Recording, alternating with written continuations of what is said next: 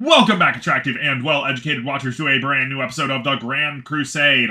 Last time we left off, the party had some snakes on a ship, and then thereafter, they had a terrifying four-armed green plant-looking lady bust on and kick the absolute fuck out of everybody, and then leave because they saw a horrifying eldritch abomination surrounding a nearby star. Yeah, so that was a thing. Everybody feel free to introduce yourselves. I am Malmbjorn Gnolfsson. And I am Father Mihaly Pop. Boyo Folkard. Go ahead, Boyo. Oh, I already did. Oh. I am Mateo. And, yeah, this is pretty good. So, as usual, we have some block text, and we want to get through it quickly because it's a bunch of block text, and we hate that. But yeah, so it is October 24th, as far as you know. You arrive in the Anapel system, from which Empress Anapel rules over her own in complete and total dominance. God damn, we can't fucking read right now.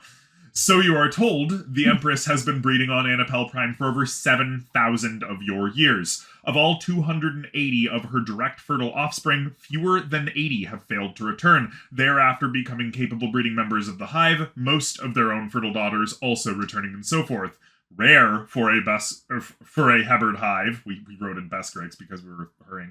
Rare for a Hebard hive, there are even great-great-great-granddaughters among the princesses of this particular system, bringing untold societal stability and guidance to the Hebards that call it home. As you journey down into the system, you can see why so many return here to call it home and settle down. Just as with Jinterzi's system, this one has many planets, and one at the very outer edge is a nebulous world with a ring about it so grand that it shimmers and shines at the minimal light this far out. A world much like your own, but frozen and with 2 moons and 4 little moonlets, is next, an alien planet far away from the light of its star, cold and surrounded by giants.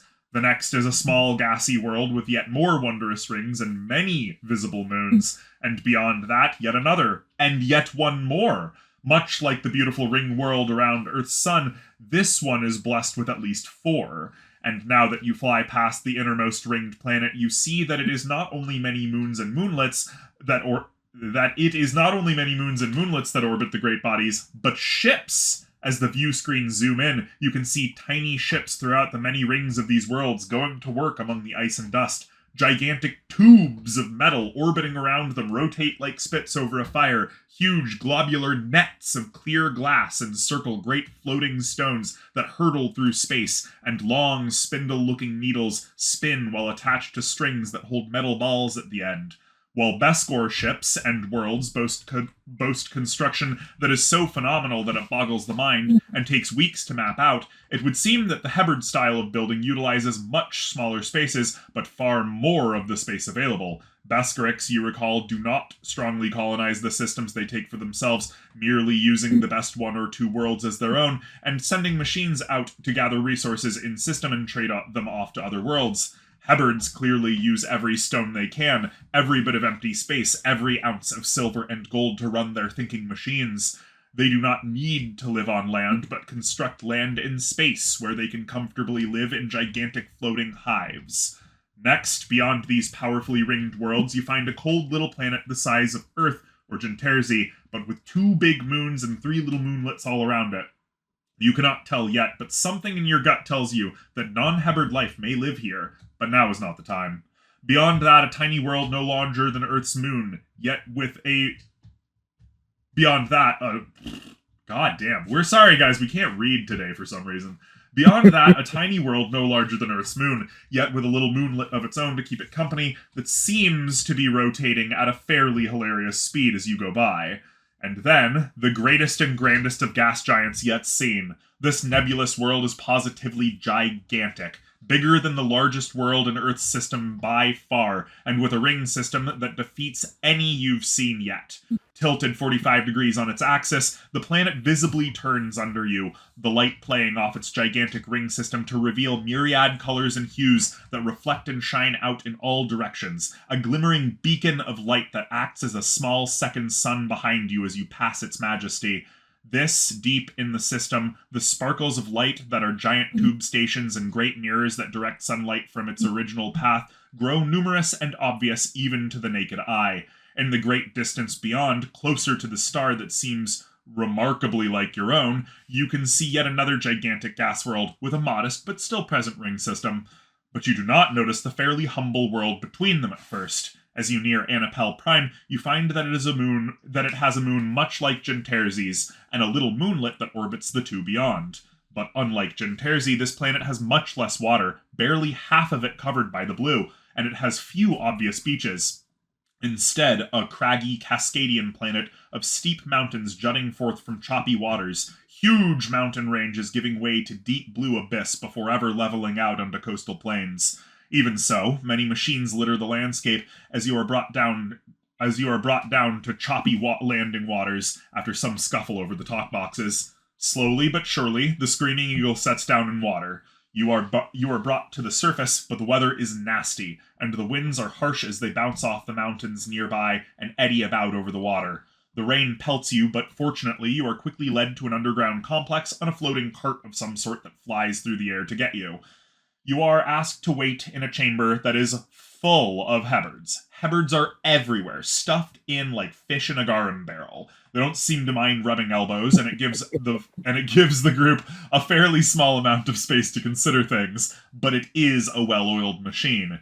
You have a bit of time to ask around or investigate your surroundings, this chamber clearly an area of commerce and officiation, with Heberds wandering about with crates and bags, tablets and counting machines, sitting at thinking machines and speaking to talk boxes. This is not a place of knightly training, but very obviously an administrative center. Some of you might find something useful here. Now I want to start jabbering at one of these Heberds in their language.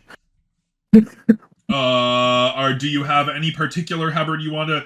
As we mentioned, we just mentioned a bunch of different Heberds in different places. There's one of them that's working on a computer, but does not look too busy. Sitting at a thinking machine. Do you even know the Heberd language? He knows quite a bit of it at this point. Actually. Yeah. Oh, actually, okay then. Before we get too much further, I would like to point out. No. So me and Boyo are both using actual physical dice because we don't really trust the online roller. After last week. Yeah.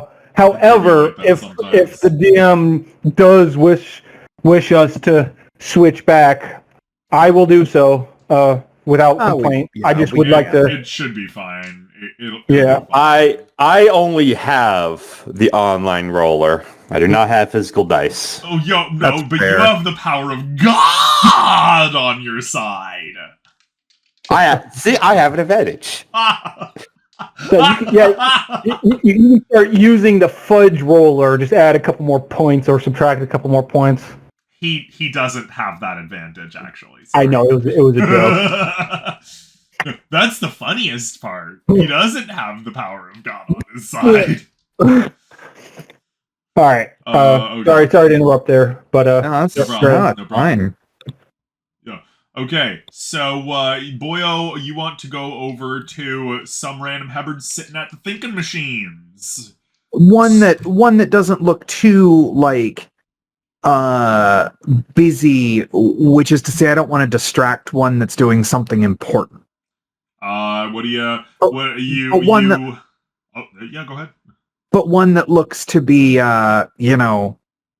slightly more idly working.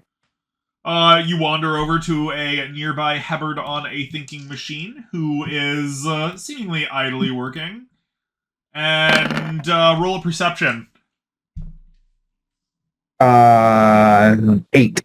8? A 4, a 3, and a 1. It's difficult to tell if a Hebard is smiling or not with their giant noses, but she seems to be amenable. She asks you, "Oh, what would you like, small one?"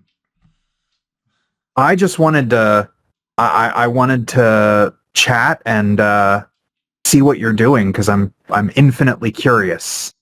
What species are you from? I forget. Are we out of character? Have we told them? Yeah, have we? You've told them you're human. Okay. The word human is like a thing. They understand that. Yeah. No, I forget. I just forget because I know we were kind of fibbing to them about. No, yeah, they know you call yourselves humans. Okay, yeah, good. Yeah, Good. did we like communicate with them ahead of time because we are in a Beskoric ship, so they could have considered us enemies without knowing who's on the ship. No, that we talked about that in the thing. There was some scuffle over the talk boxes. Yeah, it was cool. Gotcha. Okay, so yeah, I'll tell her what that we're human and. Oh, I've never heard of a human before. What do you like to eat? Yes. It depends on who you ask. It depends on who you ask, and then I'll point at Malmbjorn. If you ask him, everything. I'm just gonna stand around trying to wrap my head around the cacophony of movement and the number of people. Not feeling too comfortable in a crowded situation like this. Everybody roll a perception. Malmbjorn with his anxiety over there. Everybody roll a perception. Ugh. Not as good. 10. I've rolled a 6. Yeah. 4, 3, 1. So 8. All right. Sorry, Malmbjorn, you're not rolling a perception. Sorry, Matei, roll a perception. Matey. Oh no, did he fall asleep on us? Am I supposed to roll perception as well? Yes, we just said, Matei, roll perception. Sorry, I'm ordering some food, so I wasn't paying 100% attention. Should have done that before. Father Mihaly, Malmbjorn, he doesn't look so good. He's looking a little green around the gills. He's you know that he's from Constantinople. He should be used to crowds better than all of you, except for maybe Boyo. Because on market day, the market's just as crowded as any city. Okay, I approach him and say, Malmbjorn, what seems to be the matter? It's just Malmbjorn. I'm sorry. I'm trying to think of what to say. It's just too many people right now. Bit closed in.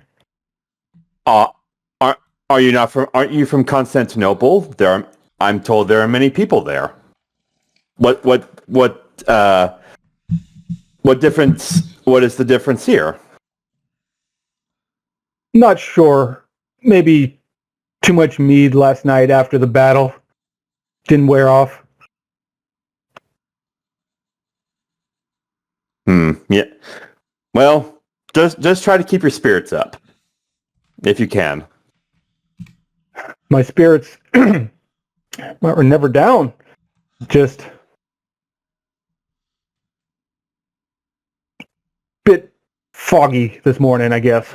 Sorry to pull away from you, Boyo. You just pointed at Malmbjorn, and everybody looks at Malmbjorn, and we're like, "Oh, this is a pretty good, decent time to That's fine. address Malmbjorn." No. He's looking given Malmbjorn, given what you have told me of the events of last night, I suppose I should not be so surprised. Malmbjorn's also possibly concussed. Yeah. Probably. Possibly, we mean Reed definitely, absolutely concussed, like 100%, not even a matter of debate. I cracked my skull yesterday. Yeah. Speaking of which, he might need a doctor. Yeah. I kind of assumed we took care of that like after the fight, but there was nobody there to take care of it. Well, yeah, true. Malmbjorn, you are one of the best surgeons here. Oh, that's not good. Who doctors? Physician, heal thyself. Yeah. Wait, So hold on. Matei just tried to say something. Sorry, yeah. I said, who doctors the doctor? Yeah. Physician, heal thyself. Sorry, back to you. the Boy. doctor, of course. Hmm. I was gonna say somebody should probably, try to fetch one.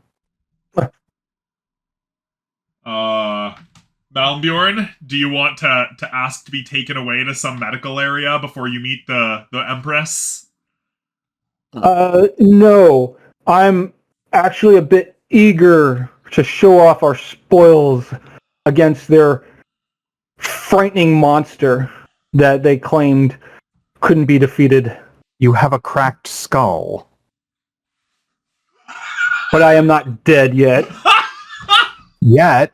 What a Viking bastard! It's not the first time you suffered a serious wound. Okay, well, we're moving on. So back to Boyo. Sorry, guys. Anyway, so yeah, he was speaking to some random Hebbard. Oh yeah, I'm Hebbard. just jabbering with a Hebbard She asked what you like to eat. Well, what did you ask her? Oh, I just made a joke about him liking to eat, everything. Anything. Raw? Potentially. Yes. Fascinating. Or boiled or pickled or fermented. As long as it's not like dirt. Truly. Or she pulls out a tablet, which to her must seem little, but to you is gigantic, and starts tapping on it with her nails or your claws as she's talking to you. Fascinating. But yeah, I was more saying that that was a background thing I could be doing. Okay, Yeah. Yeah, just so jabbering with this. You're gonna get some Hebbard chatter from like the common gal or whatever. That's great. Yeah, exactly. Yeah, you can tell by the way that this is an infertile female you're talking to. Just one of the drones, as it were. Perfect. Yeah. Things are going pretty good. Malmbjorn, you're arguing with Father Mihaly, who wants to go get some medical help. You should probably get some medical attention. Malmbjorn, I insist that you get some rest, please, for your own sake. Malmbjorn? Not before our meeting. Alright. This is rather important. Alright, so Matei, do you want to do anything, or are you just standing by the side? If you wish for me to get some healing, then we must press on and quit quit all the talking. Oh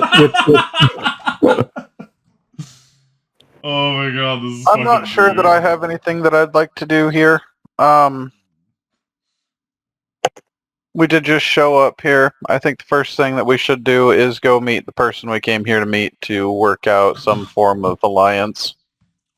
Cool. Well, it is then not too terribly long until some very large knights, large even for their size, come and get you. They bring you into a grand and open chamber, which, weirdly enough, isn't like the throne rooms you're used to. There are just still Hebbards wandering through the entire way. They're just not nearly as tight together.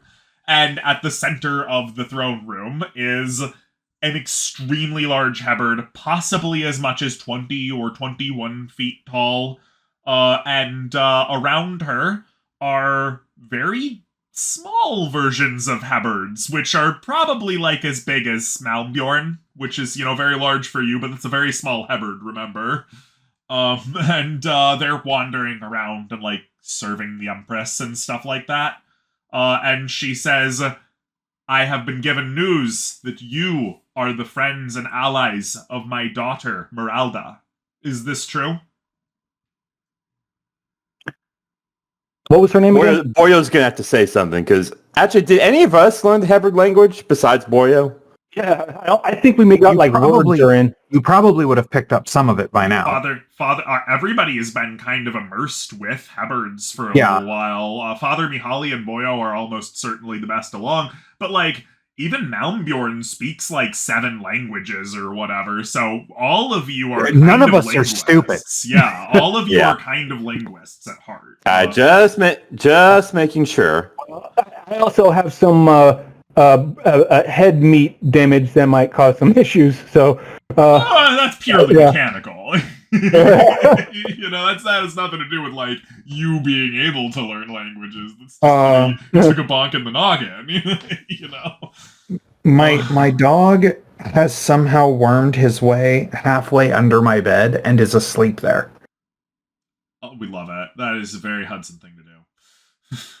It's very cute. I don't know why, but he's all the way under my desk, all the way against the kitchen wall, and then halfway under my bed, which is to the right of my desk. That's hilarious. With his head completely under my desk. Or under my bed. Yeah, Mooney sometimes likes to sleep with her head under our bed, so... That's okay, funny. I will begin talking to... It's the Empress, right? Yes, I'm guessing? Empress Anapel. Okay, has she told us her name yet, or do we just already know it? You know it. You're being okay, how are we meant to address her? Empress? I think we're meant to be like able to your make highness mistakes or whatever like that. Yeah, just your highness stuff. Just the normal. You can tell the Hebrids aren't actually a very formal people. Yeah, we're also not Hebrids. Yeah. So we're expected to screw this up. Yeah. Yeah. Okay. At least a little. Okay, so I will begin speaking. Yes, Empress. We rescued your daughter from the Beskrit's base in Genterzy. And she has, I am told, committed to an integration with your people? That is correct. This is very rare, all but unheard of. I have only recently started accepting some Pierre into our ranks to take up positions on some of the high mountains of the north. And they pay very well. Have you brought anything? Ooh, out of character, have we? Yes, we have. It's the trophies from the pleb woman. You've also brought the ship to be reverse engineered. Yeah. We've brought the the arms of a pelb. Yeah. As well as its weapon. So I'm guessing that's whatever it is you fought last time. Yes. Yes. A Beskeric's ship. So, all right. Yeah. So, if you don't mind me interrupting. I do. No, I don't care. Okay. Well, I mean, interrupting Father Mihaly's speech to, not really kind of interrupting, but kind of stepping forward. Your Highness, we have brought you the ship of what we believe to be your known enemy to begin construction of your own, as well as trophies from what we've heard from a creature you believe to be unbeatable. And I dragged forth the crate that we carried in that I forgot to completely mention earlier. Fine. Containing the severed limbs of the pleb plant woman that didn't completely almost destroy us. That we drove back after she invaded our ship. Everybody roll perception as he presents the leg of the pelb to leg and arm. We left the sword on the ship, so potentially we could use it, or I don't know. Actually, no, you should give that to the Habards. They're the ones that can reverse engineer things. Okay, yeah. You Okay, haven't so the slightest so idea. it'll be a leg, an arm, and the sword that we currently can't use. Oh, that's right. It's a leg. Yeah, an arm. You know, she came in. She tried to take the ship. It cost her an arm and a leg. And a weapon. And now we're paying an arm and a leg to... Right, for real. It's a funny. So, Matei, did you just roll the 8 there for... Matei? Yes. Okay, Yes, okay. I did. And then and mine was a 9. yours was a 9. Do you want me to... Everybody in the party notices that there are some very distinct bite marks taken out of this leg that he presents to the Empress. As soon as I see them, I'm going to start laughing. Malmbjorn, start Yeah. rolling a health check right now, please. Alrighty. Did you actually? Oh my god. Okay, so I need to match or be under it. Okay. Wait, why does he need to roll a Well, health check? it's more than You'll that. You need to roll a health check. We'll tell you if you succeed or fail. Oh. So we got 4, 1. So 9. It could have been worse. Oh. No, it is at that point as the Empress narrows her eyes and says, "Did you consume the flesh of a taker from the void?" And it is at that moment that Malmbjorn finally gives in to his crippling injuries and whatever the fuck he ate and falls over. Oh, great. Did you not learn the first time I say to his body as he falls over about eating random stuff from the skies? I'm out. I can't respond. I'm well aware. I'm still gonna say it though. The Empress waves a hand, and he is rushed to the medical center. As the leg and arm fall to the ground when he falls over, you know, having presented it, the consistency of them is like softened rotting vegetable.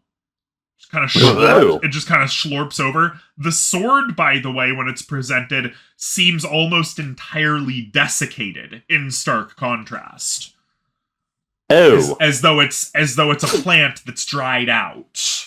I did not eat the sword. don't listen to Malmbjorn, don't act like you wouldn't have tried if you thought you had the option. So far, you've tried everything else it we've just run grew into. spines everywhere you touched it, and finally the good sense won out. Okay? Yeah. Don't pretend like you wouldn't have tried if you thought you could. I mean, what sense would what sense is there that a reasonable person would try to eat a sword, even if it does look like a twig or a branch or something? I wouldn't even try that. Come on.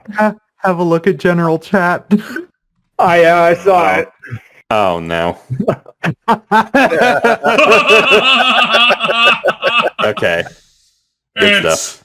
Look, it's Malmbjorn. Yeah. Okay, now anyways, now, did I know at this point he had taken a bite out of this leg before we even got here? No, he had hidden it from everybody until this point. Okay, so then I react and I say, wait, what's happened to Malmbjorn? Well, judging by the bite marks, he tried to eat the plant lady's limbs. And clearly this over well. And clearly this was a mistake. Yeah. Empress, do you know what has happened to him? She stands from her throne and begins to follow Malmbjorn and waves for the crate to be brought with. No, but we will give him the best medical care that is available and find out exactly what it is that he has brought.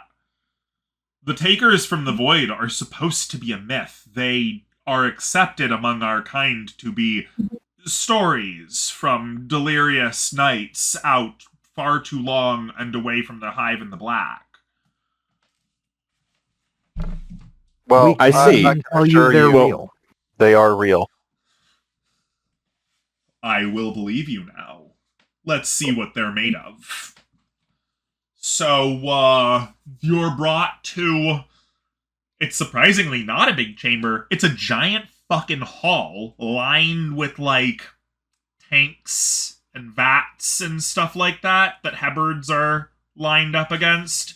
Malmbjorn is brought to one big tank and just kind of unceremoniously chucked in as he starts seizing visibly in front of you. Malmbjorn, please roll another health check. Man, Malmbjorn cannot catch a break. Holy shit. Malmbjorn, I think he's crap off the ground. I think he's currently like rolling versus death kind of a thing. Like it's bad. 265, so 13. 13. Ooh. Oh. Yeah. Right at Yeah, so Malmbjorn just keeps seizing as the vat fills up. You know, he's flopping around, fishing out on the ground, possibly doing more skull damage to himself. You don't even know. Hold on, our roommate just made the noise, and so my dog is freaking out and trying to get to the ice maker. Right, of course. Ugh. For all those watching, our dogs, if you make the ice maker, if you use the ice maker around them, that is the noise for treats for them. They will come and demand ice. And They will do anything for ice cubes. It's absolutely anything, yeah. They like to eat ice so much. It's crazy. Yeah. Oh, kind of like my mom's dog, actually. Yeah. So Malmbjorn is thrown fishing out into a tank that fills up with some gross liquid that is clear like water, but is obviously more of a gel. Then you see him drown for a little bit before he stops. And you see on a little screen to the side that he's got lines. They're moving up and down and stuff like that. And the Empress says he's been sedated. Worry not, we'll do everything we can. He does seem to have taken considerable trauma to his skeletal structure. Is that from the Pelb? Yeah, he tried to headbutt it. Well, I'm also a lifetime warrior, so it's going to be like scars and wounds. You can't speak. No, You're sedated. You're in coma, sir. I know that. I'm just saying that not all. You're not saying anything. Yeah, you ain't saying shit. You're saying blub, blub, Shush. blub, blub, Rest. blub, blub. Yeah, you're making a blub noise occasionally. So, he attempted to, and succeeded, I guess, as best you want to call that a success, at headbutting it in combat, and it did not. It did not go well. He failed to headbutt it. It headbutted him back. Yeah. He's made some poor decisions in the last. He made a poor decision, and it did not pay off.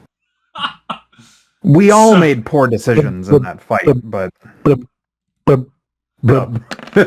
So, over the next hour or so, they finally stabilize him and knit his skull back together.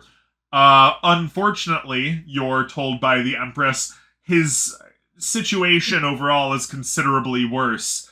Part of devouring a piece of the Taker from the Dark has infected him from within, and it seems to be changing him. Oh no. Okay. Oh, Changing how? We can't even begin to know. We're still trying to analyze the pieces of the Pelb that you brought and its weapon. I mean, imagine it might be doubly difficult for them since they don't even know our biology and what it's supposed to be. I have a Your biology. Figure it out. Your biology is quite rudimentary, actually. Extremely simplistic and incomplex. Hardly derived at all from what must have been your much more basal ancestors. However, whatever's going on inside of him is far beyond any biology we have ever seen.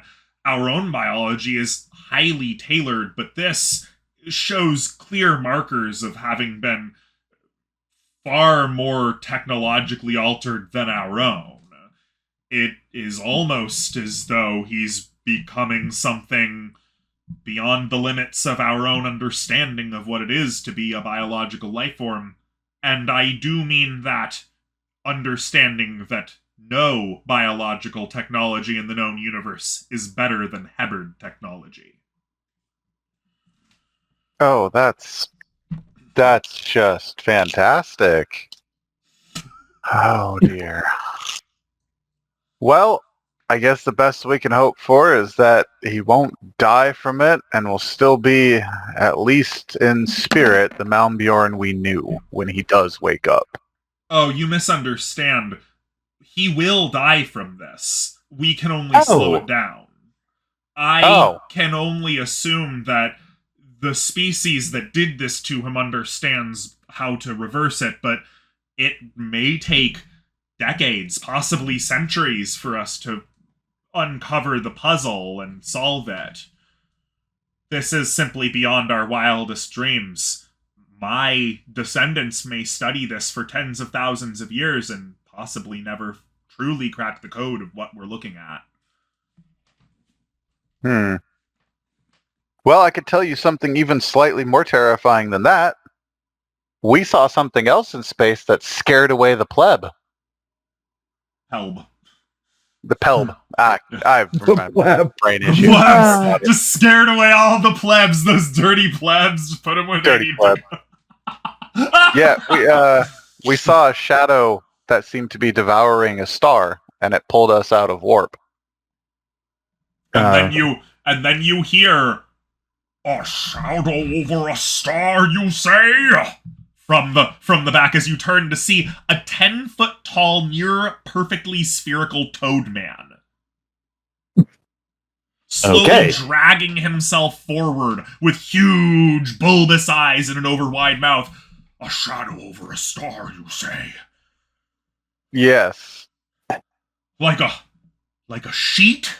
Or like a ball? I don't remember how it was combination described. of both. It was like a sheet. It was in layers flowing over the surface of the planet.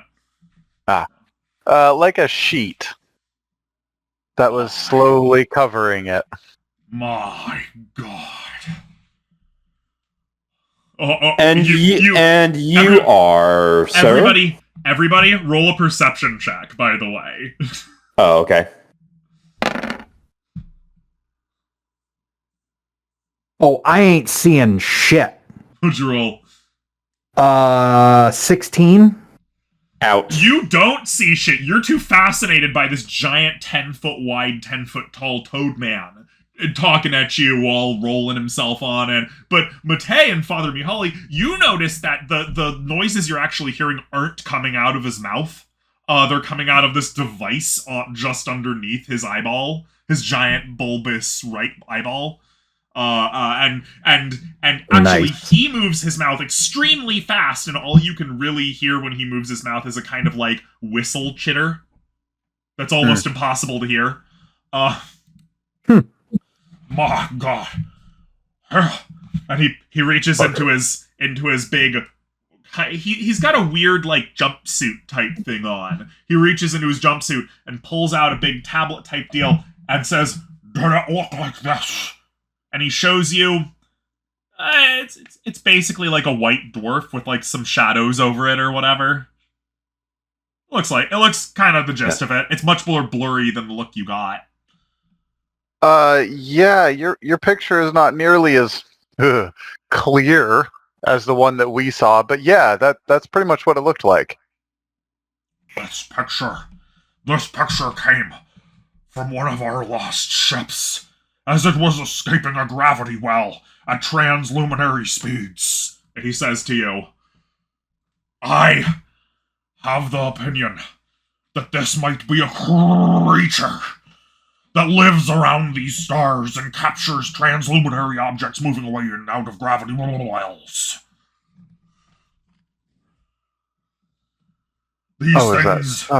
These things may be one of the most dangerous things in the entire known universe. Is there a reason that his little translator thing makes him sound like Richard Nixon? You don't know yet. You don't know. Possibly because he's not a crook, but there's no way to tell yet. You've only met this guy just now. The Empress then cuts in and says, apologies. Please meet the Pierre ambassador, Don Corleonom. Pleased to meet you. Pleasure. Don Corleonom is a trader and a merchant for his people. He has arrived on one of his ventures across the known galaxy for resupply. The Pierre are one of the fastest species in the known universe.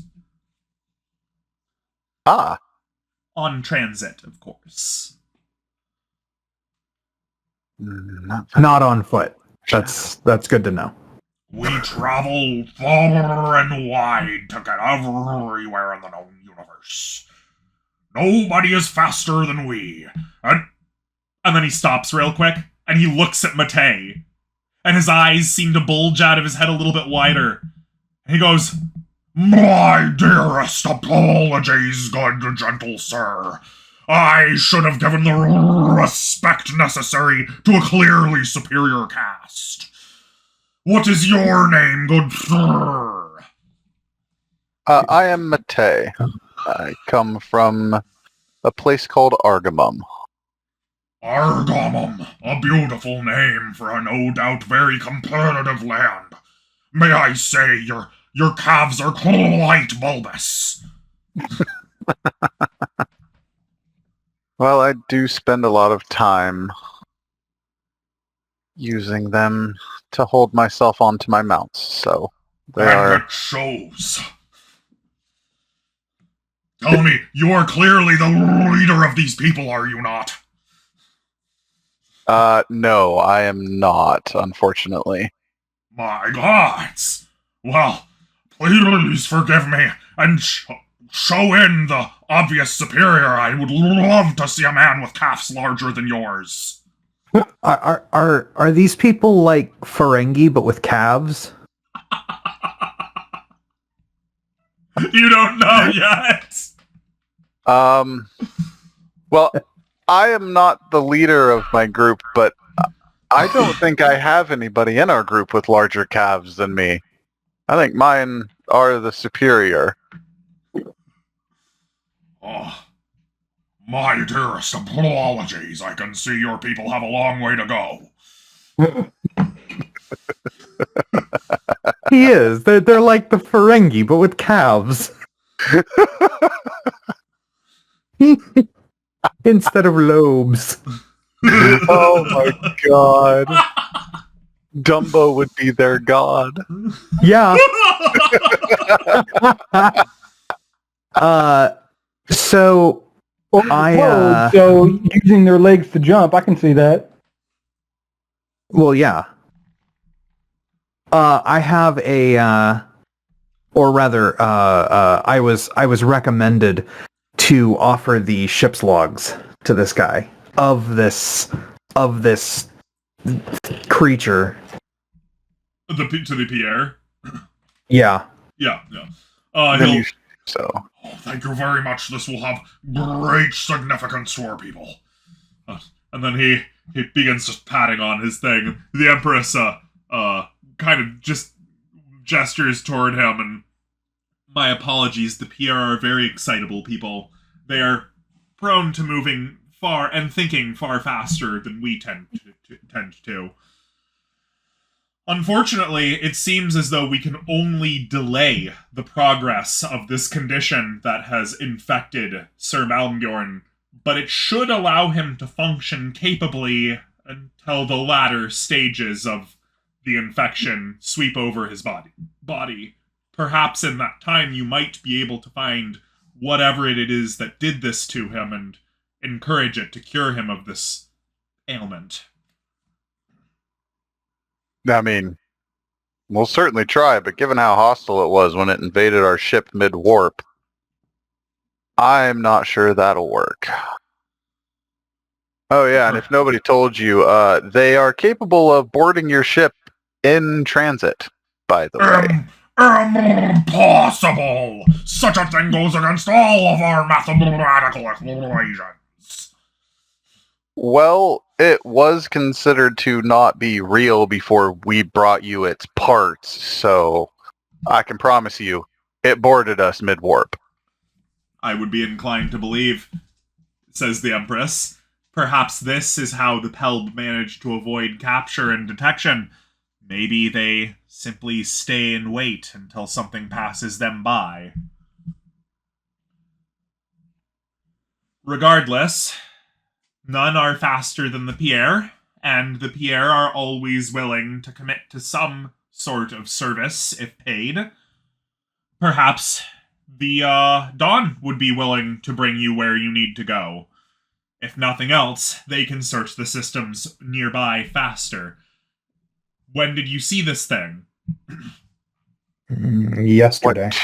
I was going to say 1 or 2 days before we got... I forgot the exact day, but it was like 1 or 2 days before we got here. Yesterday. Okay, Then the Pelb cannot have gone far, at least by Pierre standards, for the Pierre can move at nearly 1,000 times the speed of light when dedicated. And yes, it should all be in the logs. Yeah. Well then, Dawn, would you and your people be willing to help us out trying to track down this creature? Oh, the Pierre are always willing for a race, but the expense is grand, and we do not do things for free. What have you to offer? As he turns around blatantly, and starts patting and starts walking away before turning back around and walking back. What do we have to offer? Well, gentlemen, I'm talking to us on the party. What do we have to offer as payment? Because I'm not sure what he'd want. Oh. What about the snakes? The what? No, Electric you would know. snakes that I wonder if You have those a would lot of interest him at electric all. snakes. I wonder if those would interest him at all. Or That and the perhaps... No, go ahead. I was going to say that and the ship's logs that I already offered him. Yeah. I was also thinking... God, what was the name of the planet we were on where we fought all the Beskriks again? Genterzi.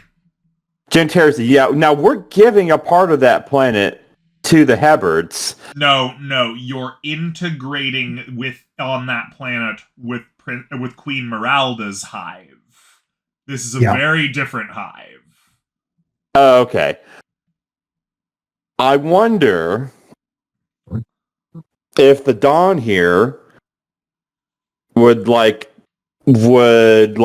to have a settlement on Genterzi. A restocking port? Absolutely.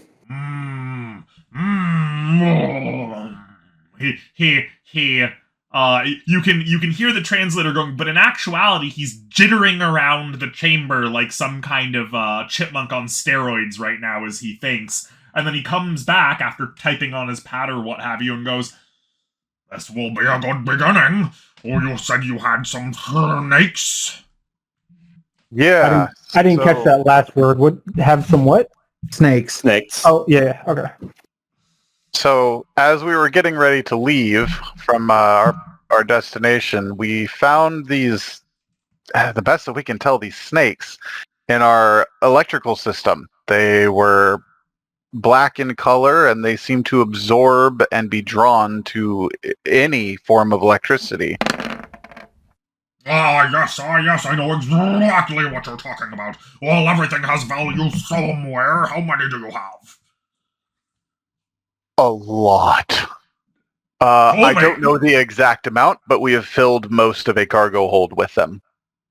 That's tens of thousands. Just so fucking many of them, yeah. Yeah. I can take the snakes, and the logs, and the port on this Genterzi you talk about. It was a Beskriks colony, you say? It was, yes. Valuable trade to be done. Valuable trade. The Beskriks store all of their goods in huge warehouse districts. Who knows what they're holding there? Have you seen them all yet? We've certainly gone through most of them. No, you haven't even begun to go through them. He doesn't need to know that. He doesn't need to know that. Roll an acting check. All right. Probably not going to be very good. Don't lie to me, boy. Oh, I'm a shrewd negotiator, and I can see somebody pausing for time to think about exactly what to say. Do you realize that you hesitated for 0.00771 seconds? Well, it felt like we had gone through most of them. Maybe we haven't. Yeah. We have only held the planet for a short period of time. Oh, I doubt you know what you're dealing with, child. Don't worry, though. The Pierre are good friends and trade partners to the Hubbards, and perhaps the humans as well, soon enough.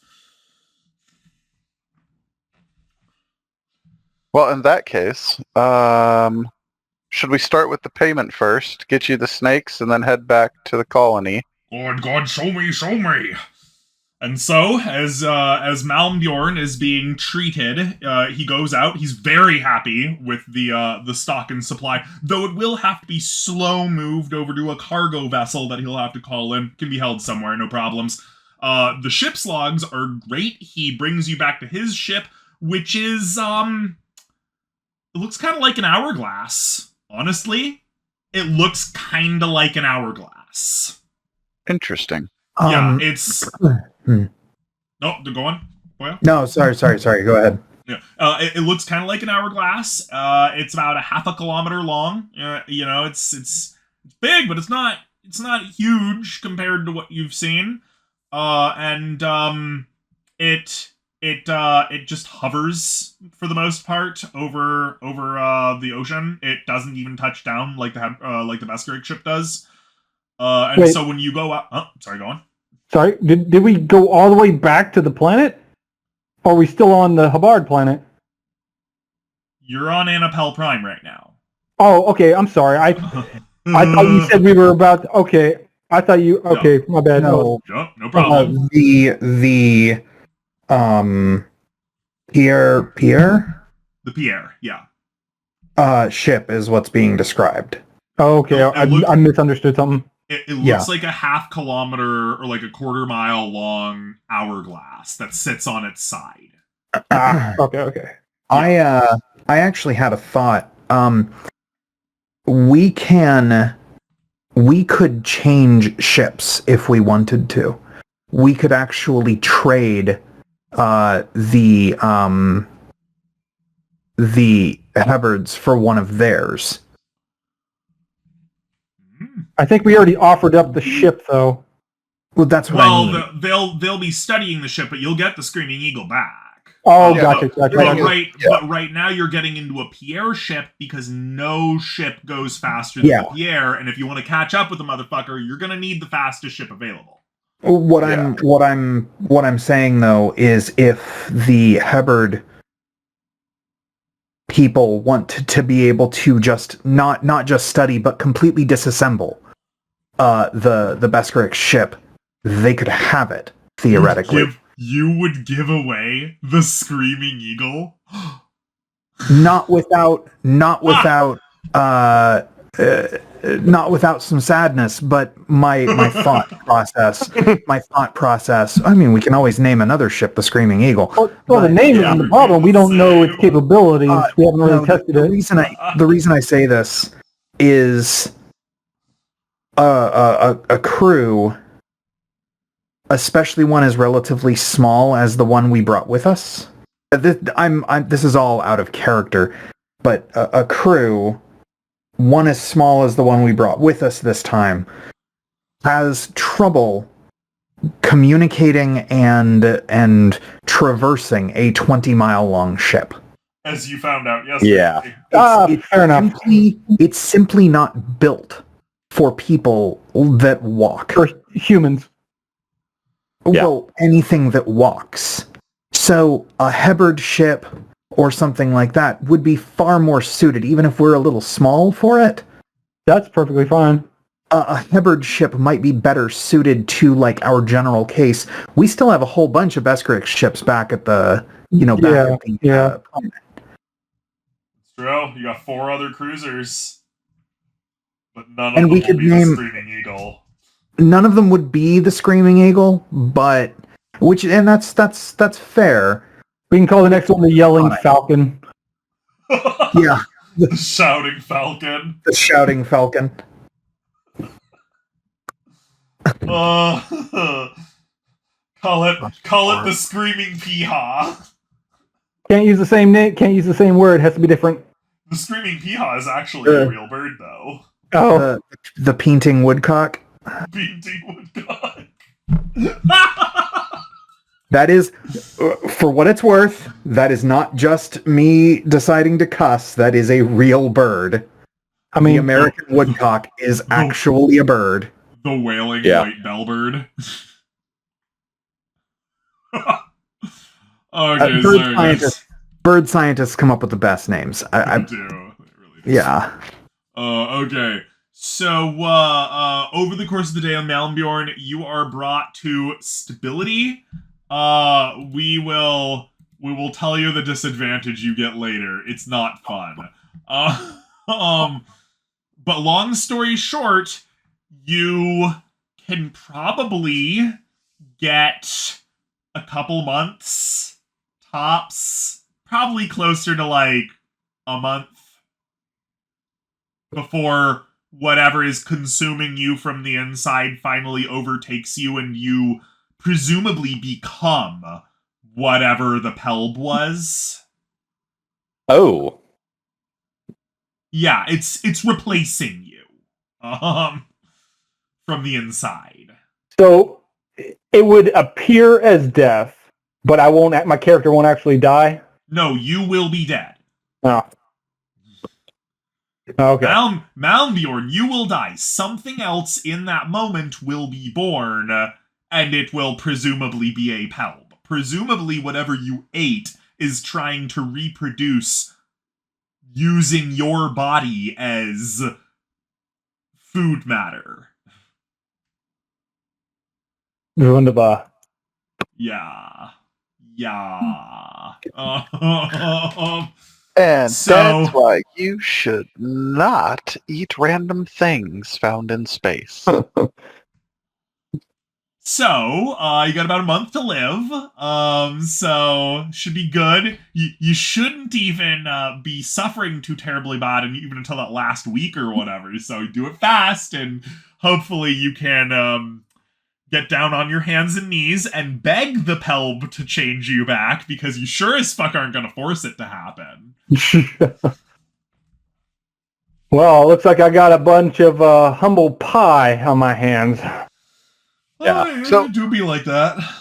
So while they're unloading the snakes, before we leave, I'd like to talk to the Hebard about maybe getting some weapons that are different from the light weapons we used from the Beskrix, because they seem to be completely ineffective on the Pelb. Oh boy, you won the grand prize right there. We thought nobody was gonna mention that. The Empress is, said, oh, of course, absolutely. We use, small scale mass drivers, so our long range weapons should be able to punch holes in nearly anything that gets in your way, as long as you hold down the trigger long enough. Though they will be a bit large for you. You got any child-sized ones? We unfortunately do not arm our infertile females. I'm joking. I'm sorry. That might have been in poor taste, but that was a joke. Well, I will do what I can to work with it. I'm sure that with the ingenuity that we have shown so far, I could figure something out. So, who here has a strength of 11 or higher? Let me double check mine. Oh, I actually do. You mean other than me? Boyo's I got have a 10. I have a strength of 10. 11. I got 17. You have a strength of 11, Father Mihaly? Amazing. Okay, Amazing. Okay, it's So you not the can one in brackets, right? You can use a Hebard Macron gun. Congratulations. Correct. Well, Not all the right one in then. Can I the one in can I brackets. use one and then have something really funny happen? You can try to use one. It's very large for you and heavy. Like Will Smith with the cricket? Not quite, but Obviously, if you've ever but same, if you've ever shot a gun in real life that is just too big for you, like too powerful for you, that's what's gonna happen. I've seen some things. Basically, yeah, you can use it. You'll just suffer your to hit. Yeah. We won't. We'll make the stats for that here in the not too distant future. But yeah, you'll all have Heberd Macron guns.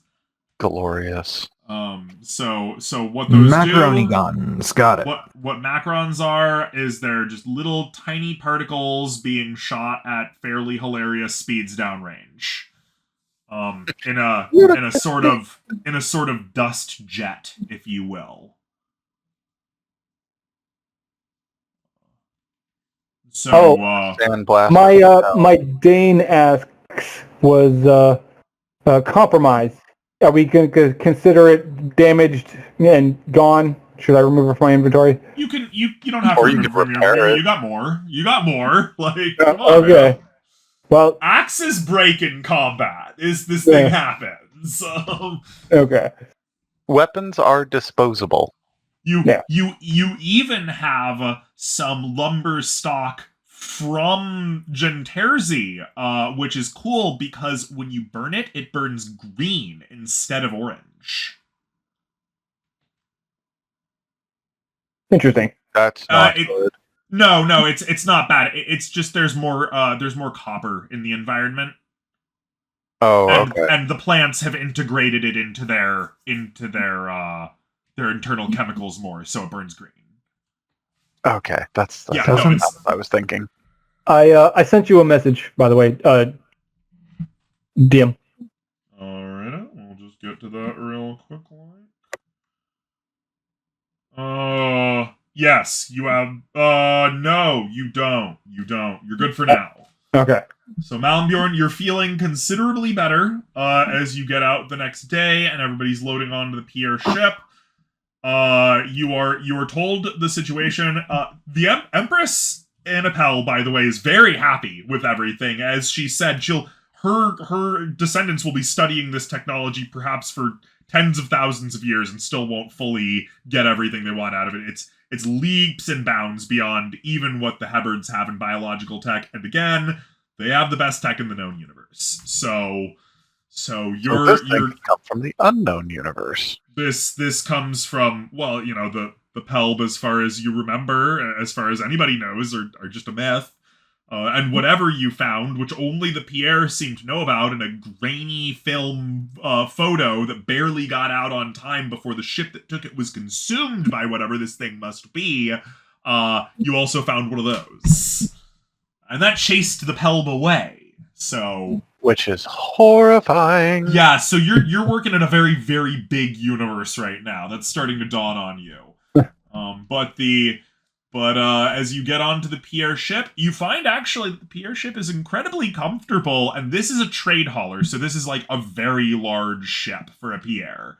And as he pushes himself forward kind of sluggishly as he's guiding you through the ship, he tells you all about the majesty of Pierre's star drives. Nobody goes faster. His particular ship can get up to 1,456 times the speed of light for short bursts.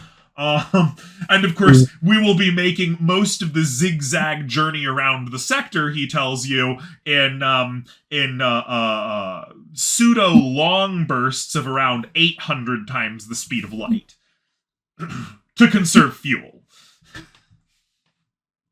All right. Oh, I am going to pull Father Mahali aside and speak to him privately. Oh, very well. See a rather somber but stern look on my face. And, Father, for a moment of your time, I'd like to speak to you privately in a separate room. Very well. As a confession? Yep. My God. Father, Yes, Malmbjorn? I do not regret what I have done. For my people, we have always sought strength, consuming our foes to gain our power in my in my ancestors. However, if I do not make this trip, I wish for you to convey a message to our Lord, as well as the Zupan. Firstly, I wish for Captain how do you spell Yalarn to take my place at the Zupan side, and since I do not have a wife of my own or any children, I bequeath all my possessions to him. My gods.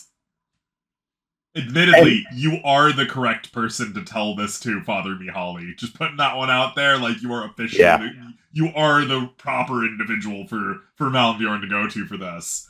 Yeah. And the only message I have for our Lord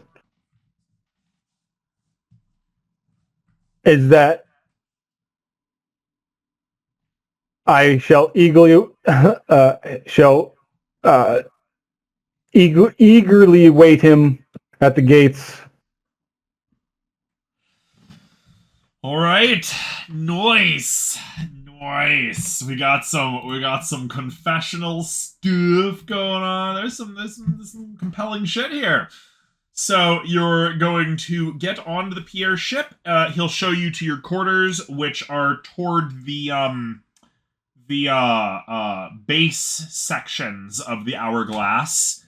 And then the ship takes off and goes into transluminary by pinwheeling through the fucking cosmos. Which is why you're standing on the bottoms. Gravity is down. Gravity is toward the base of of either side of the hourglass shape of the Pierre ship. That's funny. Apparently, they don't need to do this anymore. False gravity technology is more than advanced enough for them to not need it. But it's just long since, for thousands of years, it's just been tradition that's how Pierre cargo freighters work with their gravity. You are off into the wild black to find a Pelb and fix Malmbjorn. Will you guys be able to successfully cure Malmbjorn of his clonification? We shall see next time. Oh wow, it's over already. Yeah, it was only an hour this time around, because we actually just don't really know what else to put in this one and make it RP worthy. So hope nobody minds on that one. Fairly short session today. No, that's fine. Next time should be quite action-packed, though. So, yeah. Thanks a bunch for coming, everybody. Everybody, feel free to say goodbye. Bye-bye. See you next time. Bye. Goodbye. Possibly for the last time. No, you'll be fine. For the first time, for the last time. Anyway. have a great day, everybody. Stay safe. Have a good one.